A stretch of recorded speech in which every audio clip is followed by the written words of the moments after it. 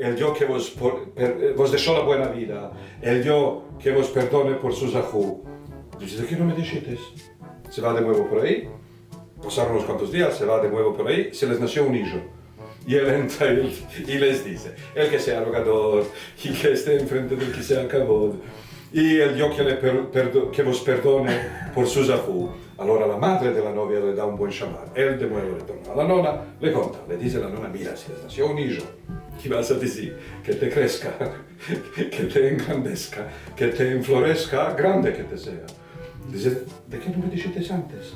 Se va de nuevo por allí, el padre de la novia, asentado en el abrí, le subió un tumor en la frente. Y viene Yochai y le dice, que te crezca, que te enflorezca, grande que te sea. Sí, este toma una piedra, le echa, Yochai, estamos escapando más o menos. Yochai le dice a la nona le dice, mira, si viste que le subió un tumor, le vas a decir que te se seque, que te se amorche, que te caiga, que no lo veas más. Dice, me lo ibas a decir antes. Se va de nuevo y el padre de la novia plantando árboles de frutas. Y él viene y le dice, que te se seque, que te se amorche, que te caiga, que no lo veas más. ¿Sí?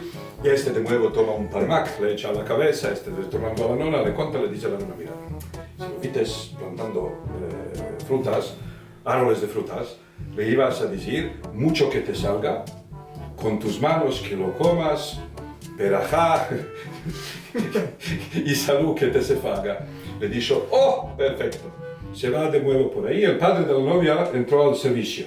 Y él, corriendo detrás de él, le dice, mucho que te salga, con tus manos que lo comas, perajá y salud que te se faga. Y este es un cuento que se cuenta siempre antes de empezar a comer. Puerta cerrada que en tu barco el amor a ti te vela. Partemos rosa, partemos de aquí. Partemos rosa.